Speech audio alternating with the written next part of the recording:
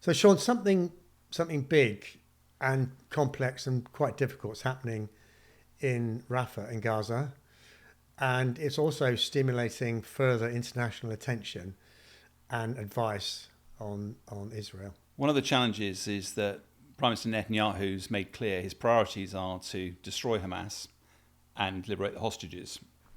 More about that another time. But destroying Hamas seems to be a three-phase operation. They went into the north of Gaza, cleared that. They went to the middle of Gaza, focused on Khan Yunis, which is the home of Yahya Sinwar, the boss of Hamas. And although they're still fighting there, in effect, they're now preparing for the final phase, which is down in the south of Rafah. Part of the challenge, though, is they've been clearing Palestinians out as they go, telling them to move south. So of the 2.3 million Palestinians in Gaza, well over 1 million of those have moved south and are now massively compressed in the small region in the south called Rafah, right on the Egyptian border, with Israel poised to do the next phase of its offensive. Now, if you look at the tent city, there's a 2 square mile tent city, sprawling tent city in Rafah, and you look at pictures of that, how on earth a military operation will be able to differentiate a soldier to a Hamas fighter, to a civilian, to a hostage? Almost impossible. And if you were to do any form of bombing campaign, it's going to be brutal for the local population. Do you think they'll use planes and bombs? They've already started using bombs. And so the international community has massive increase in diplomatic language. So President Biden, talked about Netanyahu being over the top. You've had former First Lady Hillary Clinton saying that Netanyahu's untrustworthy and that needed to go. This is from Israel's main supporter and partner. And all of it's about concerns about what Netanyahu's going to do next and trying to get him to pause. Now, Netanyahu's turned around and said, no, clearly it's going to be a difficult job, so I've challenged my forces to work out how they're going to relocate these Palestinians. But frankly, there's only 4 options. Either they get put in a tent city in a sort of green belt, which is near the sea, just to sort of west-northwest of Rafah. But the United Nations said, we are not going to be complicit in helping you forcibly relocate Palestinians. You either then move them south through the Egypt border. Who doesn't want them? Egypt's massing forces on the border now because they know full well if those Palestinians come in, they're not going out again. And they might invite a lot of other people in. Correct. At the same time. Or you go east and you let those Palestinians into Israel, not a hope in hell. Or you push the Palestinians back north again. But if you look at the devastation that's happened, that there's nothing left for them, you're also putting them further away from the aid which flows through Rafah as well.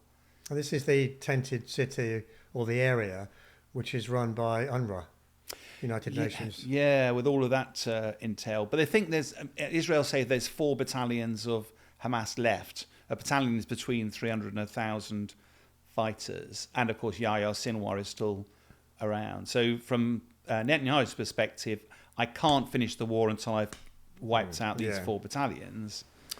But there is, and there was a peace proposal on the table as well for the last week. The US trying desperately to get a peace proposal out there.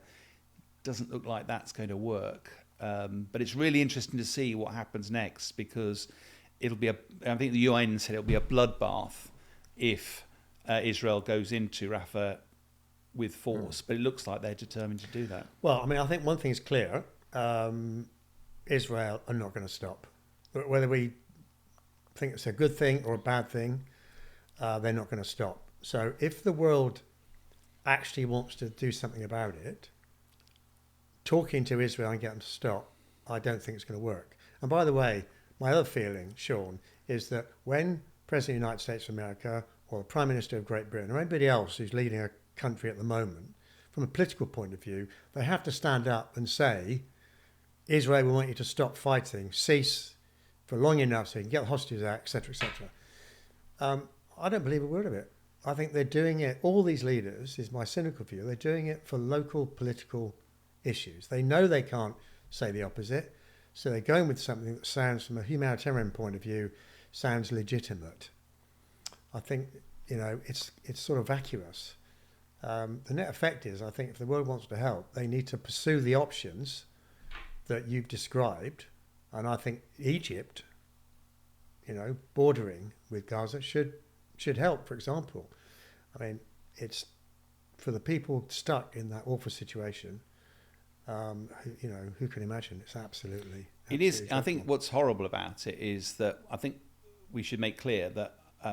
So from my perspective, I'm not pro-Israel, I'm not pro-Palestinian, I am pro-humanity in all of this. I just don't... And that's where we started. No, exactly. The tragedy is here that politically, I absolutely get Israel is entitled to self-defense. There were heinous acts that happened on that 7th of October day.